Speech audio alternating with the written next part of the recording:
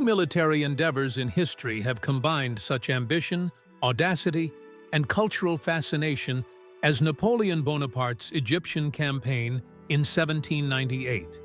At a time when Europe was convulsed by revolutionary conflict, the famed French general and the soon-to-be emperor looked beyond the old continent's borders to reshape the balance of power. Invading Egypt was part of a grand strategy to undermine Britain's mercantile empire, strike indirectly at India, and open new horizons for French influence. That Napoleon's designs included scientific exploration and a desire to emulate Alexander the Great only fueled the mystique around this mission. Thus, in the summer of 1798, a fleet carrying thousands of soldiers, engineers, savants, artists, and scholars landed on the shores of Egypt, intent on changing the course of both European and Middle Eastern history. Yet, it would be in the scorching heat near Cairo, under the watchful gaze of ancient monuments, that Napoleon's forces achieved a brief but spectacular glory: the Battle of the Pyramids. The ramifications of this confrontation and the subsequent occupation of Egypt would reverberate far beyond a single clash.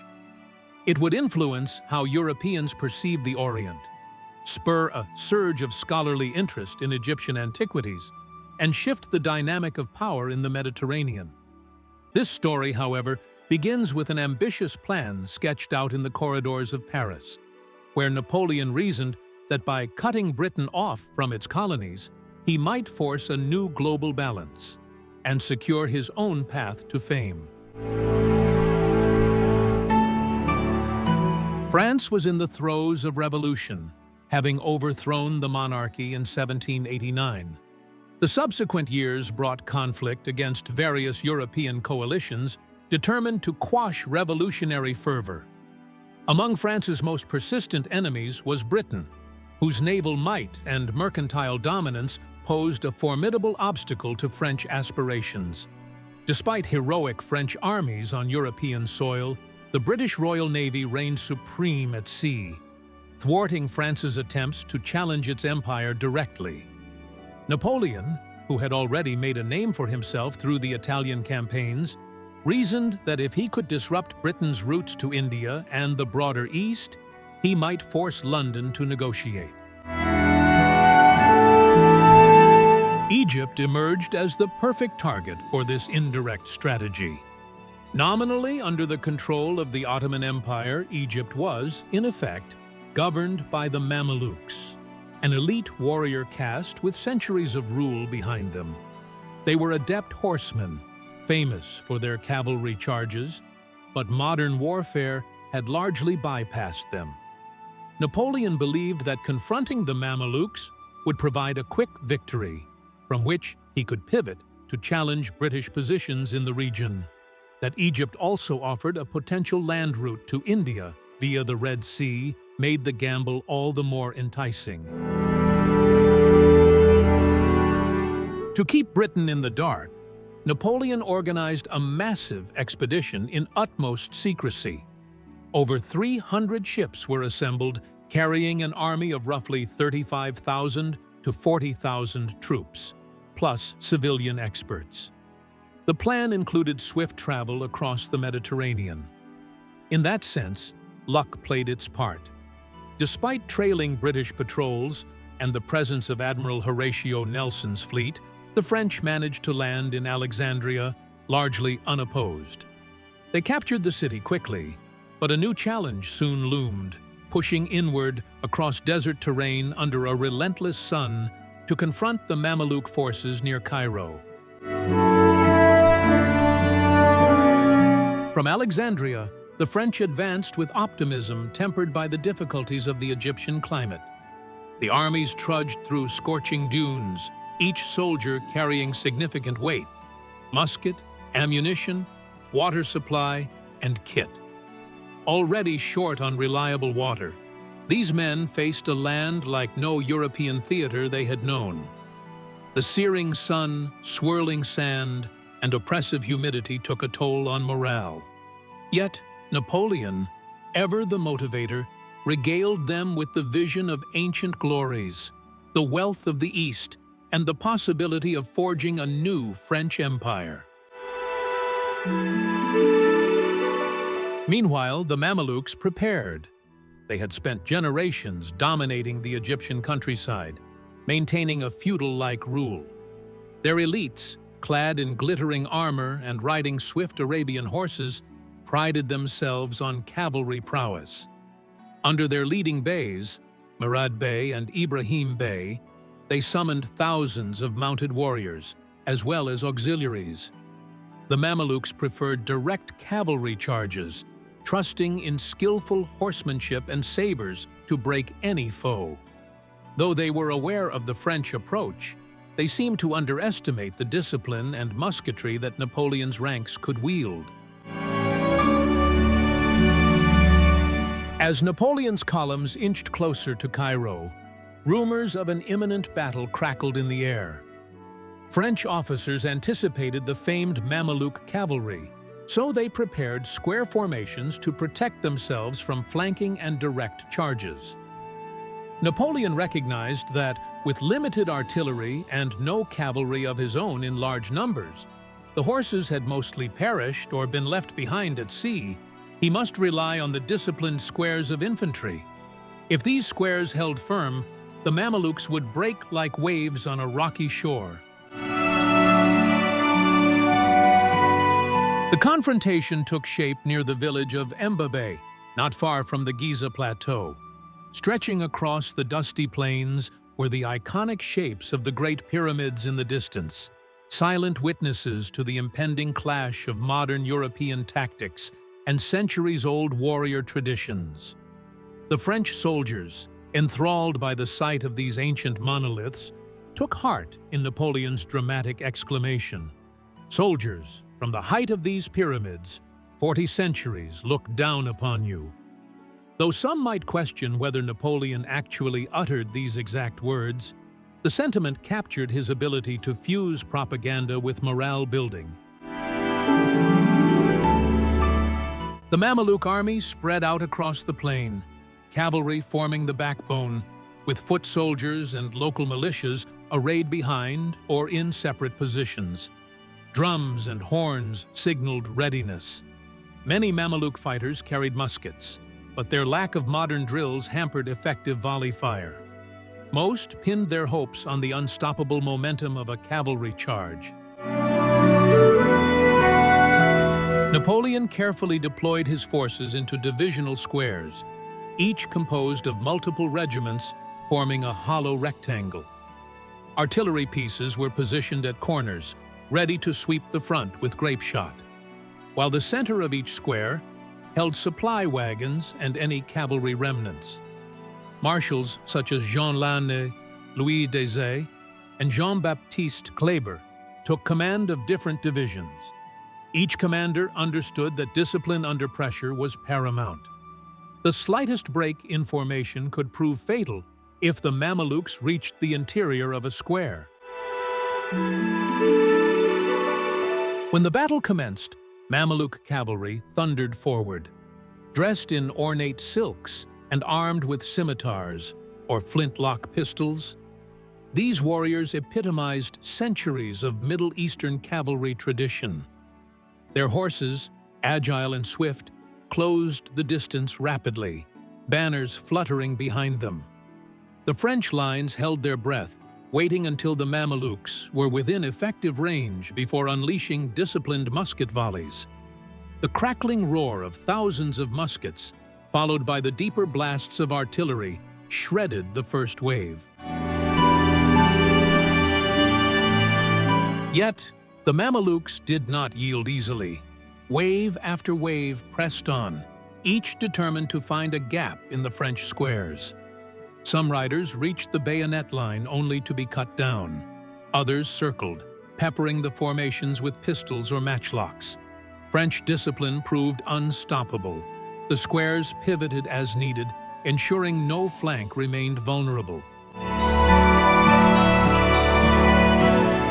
Overhead, the sun blazed. Clouds of gunpowder smoke drifted across the field, mingling with sand thrown up by hooves. The swirling chaos made it hard to see more than a few meters, but French officers calmly reloaded ranks in rotation. Drummers kept time, signifying reload commands.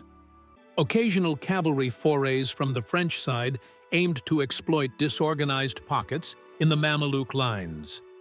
The methodical synergy between French infantry volley fire and the well-placed artillery barrage inflicted punishing casualties on the Mamelukes.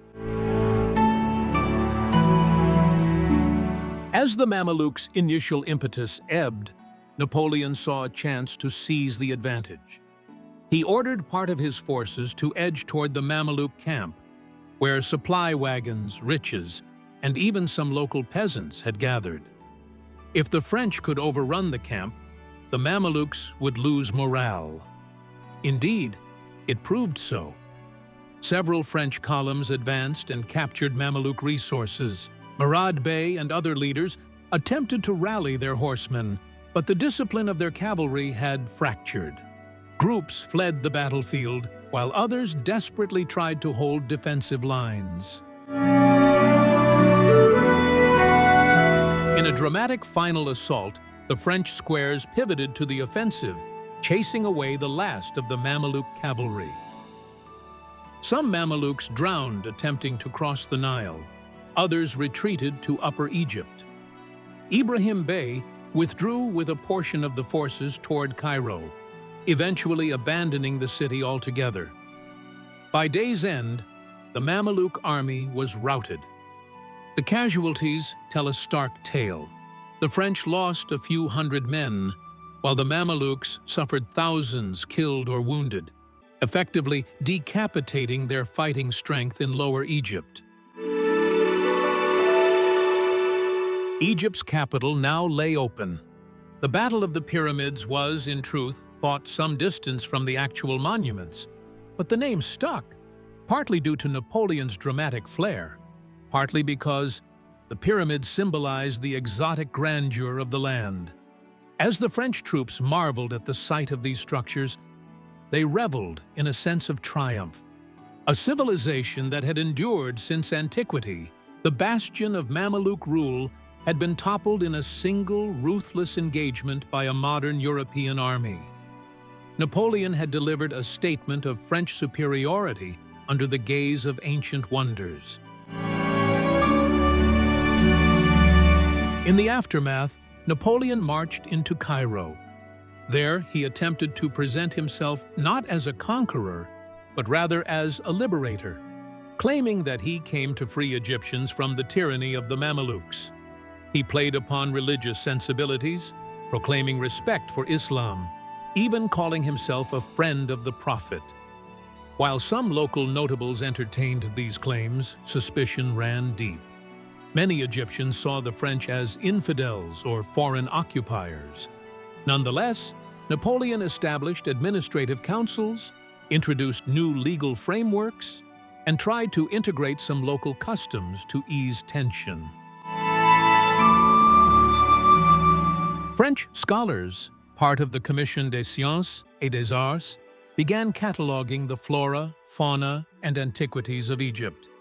Their work would later birth the famous Description de l'Egypte, an exhaustive study that ignited European Egyptomania. Even as Napoleon enforced order, suppressing revolt or dissent through harsh measures, he remained outwardly fascinated by the exotic setting. Under his directives, French officers measured the pyramids, studied ancient scripts, and collected artifacts. Yet reality soon intervened. British naval power proved unstoppable. Admiral Nelson found and obliterated the French fleet at Aboukir Bay in August 1798, cutting off the expedition from resupply or easy escape. With one decisive sea battle, the British strangled Napoleon's lines of communication, leaving the Army of the Orient isolated. Suddenly, the grand strategic vision of marching on India or threatening British possessions seemed far-fetched. The French had to solidify their grip on Egypt itself, or face the possibility of disaster. For the time being, the Battle of the Pyramids had secured Napoleon's authority in Cairo. He embarked on further campaigns to quell local uprisings and engaged in a fruitless expedition to Syria in 1799, hoping to challenge the Ottomans who threatened to retake Egypt. Plague, attrition, and tough Ottoman resistance at places like Acre stalled the French.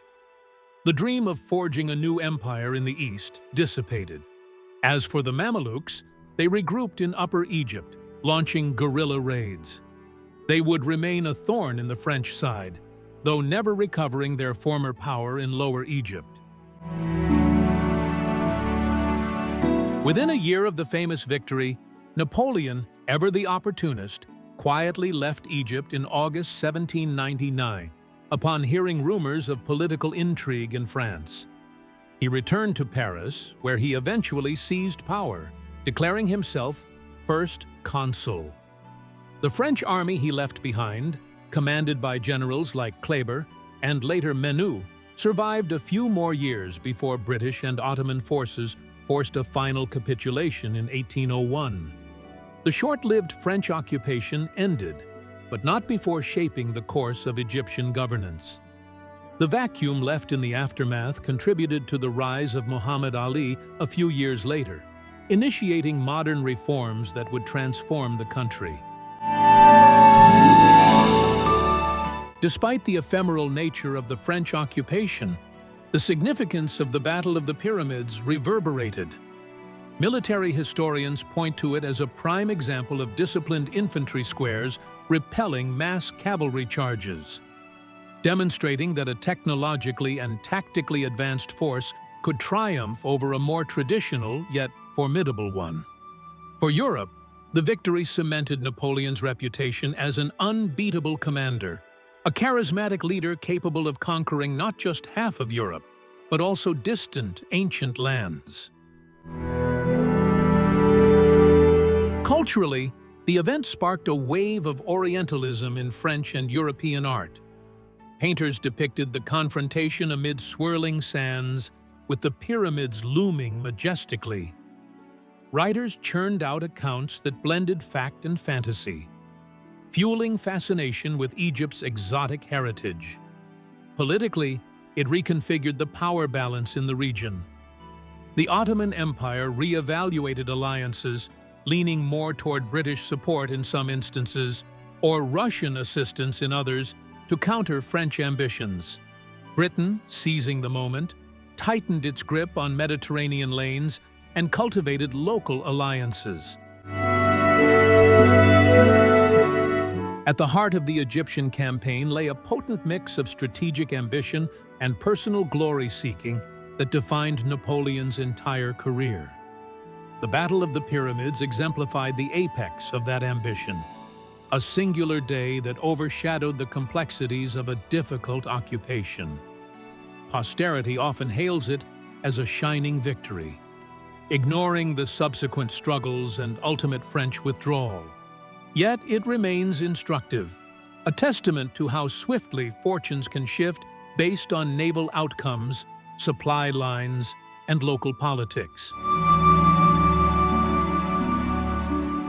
For Egypt, the clash signaled the beginning of modern foreign incursions. Though the Mameluke system had dominated for centuries, it could not withstand European discipline and firepower. In a sense, the old order died that day on the plains near Giza. Out of the tumult of the French invasion, along with British and Ottoman interventions, rose new leadership structures that would reshape Egypt's trajectory, especially under Muhammad Ali, who harnessed Western methodologies to build a modern army. Even in the broader Muslim world, Napoleon's arrival in Cairo sparked a re-evaluation of how to address European expansion. Some intellectuals admired the French scientific approach, while others scorned Western intrusion. The dual legacy of Napoleon as both a champion of Enlightenment ideas and a ruthless conqueror set the stage for future debates on reform, nationalism, and modernization in the Middle East. An often overlooked aspect of Napoleon's foray is the contingent of scholars he brought along, the savants. Their presence reflects Napoleon's Enlightenment spirit, or cunning propaganda, depending on one's perspective. These scholars studied everything from ancient inscriptions to modern agricultural techniques. They mapped the region, taking copious notes. Among their notable contributions was the discovery of the Rosetta Stone, which would become the key to deciphering Egyptian hieroglyphs. While the immediate effect of the campaign on Egyptian society was ambiguous, some reforms floundered in the face of local resistance and the short duration of occupation. The longer-term intellectual impact was enormous. Back in Europe, the data and artifacts gleaned from the expedition galvanized an entirely new field of study: Egyptology. Museums across the continent displayed Egyptian statues, manuscripts, and drawings, igniting a cultural phenomenon. Painters embraced exotic motifs. Novelists penned stories set in pharaonic times, and travelers yearned to see the land of the Nile with their own eyes. This blend of mystique and scholarship carried forward for generations. But we must not romanticize. The French occupation, beneficial as it might have been for scholarship, entailed hardships for Egyptians. Military requisitions, forced labor, and heavy taxation sowed resentment. Rebellions flared, such as the Cairo Revolt of October 1798, where local citizens rose against the French. The suppression was brutal, with French artillery shelling parts of the city. The clash between Napoleon's attempt to cast himself as a friend of Islam and the brutalities of occupation exposed a stark contradiction. Tales circulated of how Napoleon tried to don local dress or speak a few Arabic phrases, but the reality was that the populace often saw the French as no different from previous conquerors. Over time, attitudes hardened. Napoleon's illusions of forging a lasting rapport with Egyptians evaporated under the stresses of everyday governance. Despite attempts to modernize certain sectors, like establishing printing presses or reorganizing administration, the synergy never fully took root. The occupation was, in essence, the extension of a distant European conflict into Egyptian soil. As news of the Battle of the Pyramids filtered back to Europe, rival capitals reeled. Austria, Russia, and Britain realized that Napoleon's ambitions were not confined to the continent. The victory threatened to project French power deeper into Asia, stirring anxieties about an eventual threat to British India. This fear shaped a coalition strategy, culminating in new coalitions against France.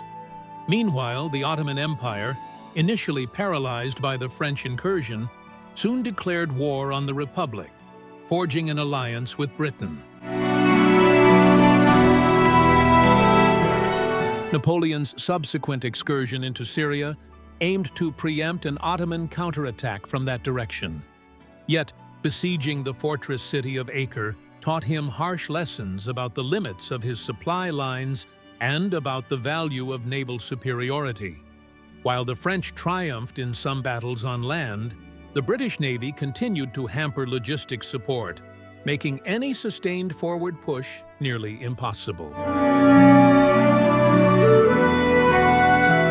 By the time Napoleon fled Egypt for France, leaving the Army of the Orient behind, he had sealed his place as the bold general who dared to conquer the land of the pharaohs. In Paris, his popularity soared despite the incomplete nature of the campaign's results. The coup of 18 Brumaire, November 1799, installed him as first consul.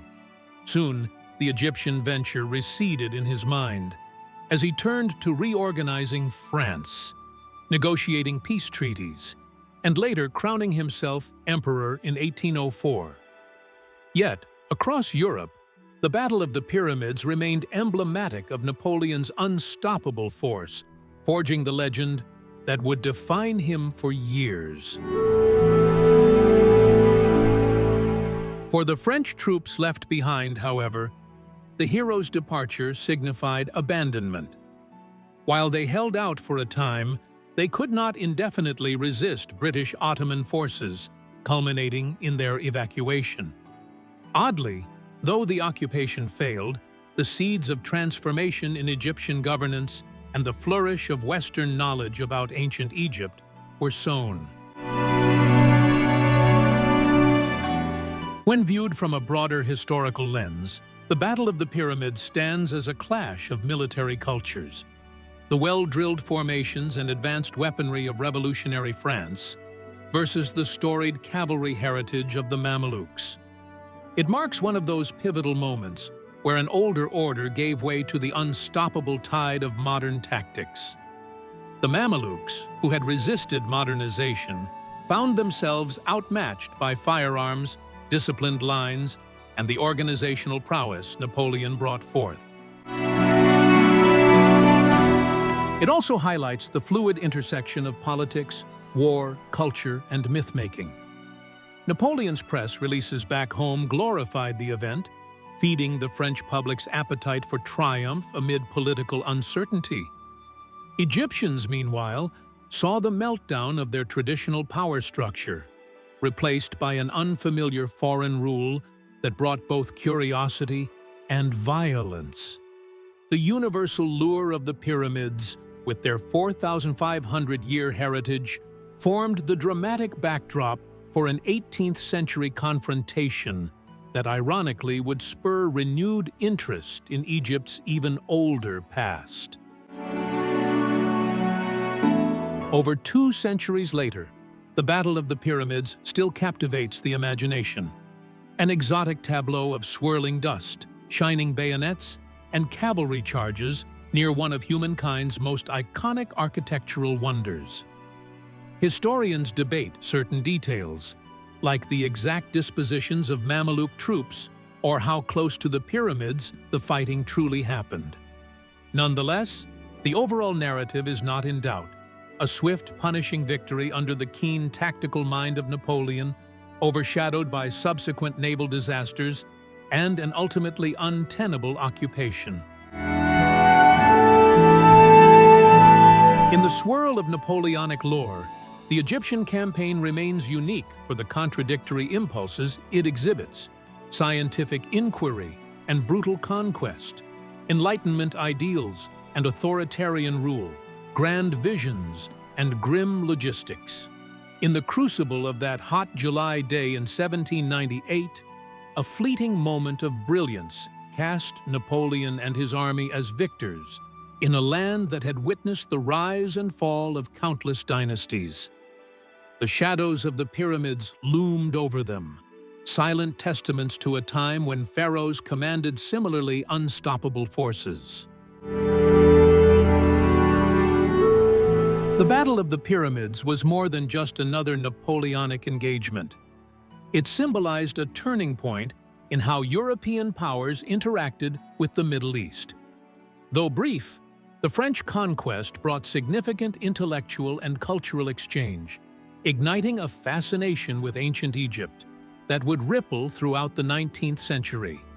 It also showcased, in vivid form, the disparity between an army in step with the latest European innovations and one that clung to older aristocratic norms of warfare. In the grand tapestry of the Napoleonic Wars, the Egyptian campaign might seem peripheral, overshadowed by Austerlitz, Waterloo, and the sweeping conflicts across Europe. Still, it endures as a testament to Napoleon's boundless ambition and strategic imagination. Those hours on the plains near Giza illustrated both the might of disciplined columns and squares, and the vulnerability of a campaign dependent on secure naval lines. If the Mamelukes lost a kingdom that day, so too did Napoleon lose the illusions of unstoppable expansion as soon as Nelson's cannons thundered at Abukir.